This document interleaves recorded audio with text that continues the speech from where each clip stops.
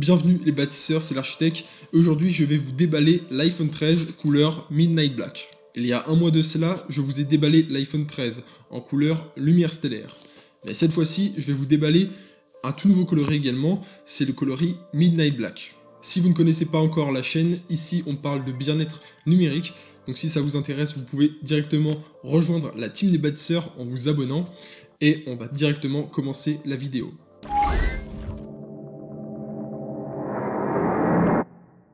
Et restez bien jusqu'à la fin de la vidéo, car je vais vous proposer en bonus quelle coque et quel verre trempé choisir pour votre iPhone 13. Je vais vous en présenter deux, donc la coque et le verre trempé, qui sont pour moi de très bons produits que je vous conseille pour cet iPhone 13. Alors on se retrouve ici avec cette coque, c'est la même coque que pour le Lumière Stellaire évidemment, c'est le même téléphone, vous avez toujours des zips juste ici pour à déballer, donc on va directement l'enlever, vous voyez, il n'y a plus de plastique cette année, Apple a décidé de totalement retirer les plastiques de ses emballages, et on tombe directement sur la boîte de cet iPhone 13, en couleur Midnight Black. On va laisser le téléphone de côté, juste ici, et on retrouve à l'intérieur de cette boîte des AirPods, juste ici.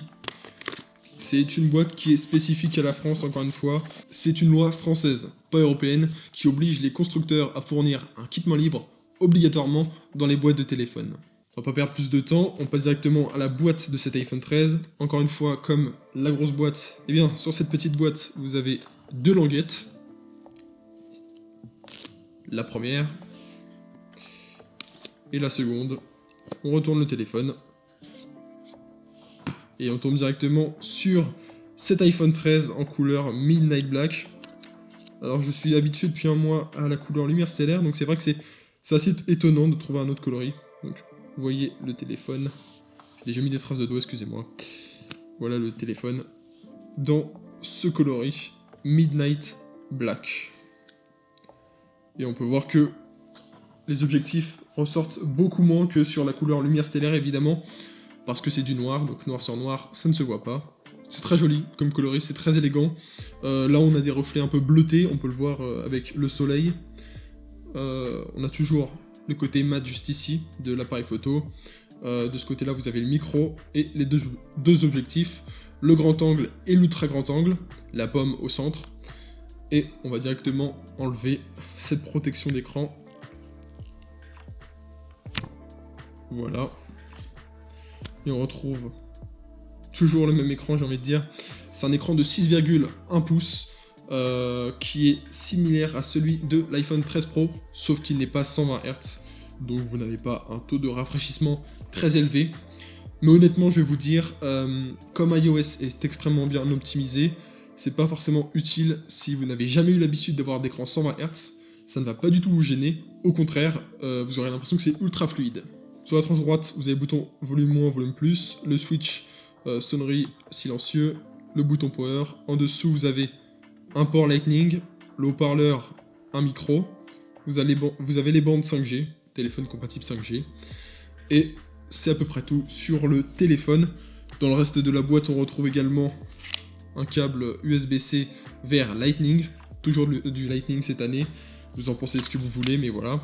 Vous trouvez également les petites notices d'utilisation, le petit trombone qui va vous permettre de retirer la carte nano SIM qui se trouve juste ici. Et ensuite, dans la boîte, vous avez évidemment la petite pomme. Mais Apple est devenu radin, d'habitude ils fournissent deux pommes.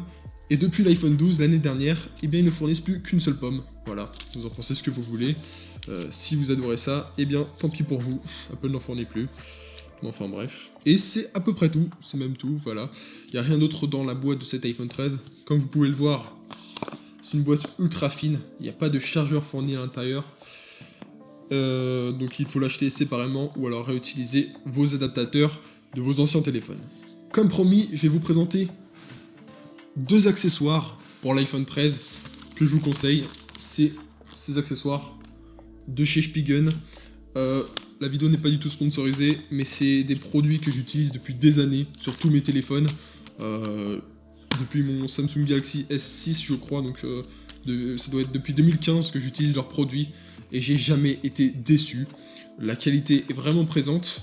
Ici, nous avons 2 verres trempés, un kit avec qui vous permet de poser le verre trempé facilement.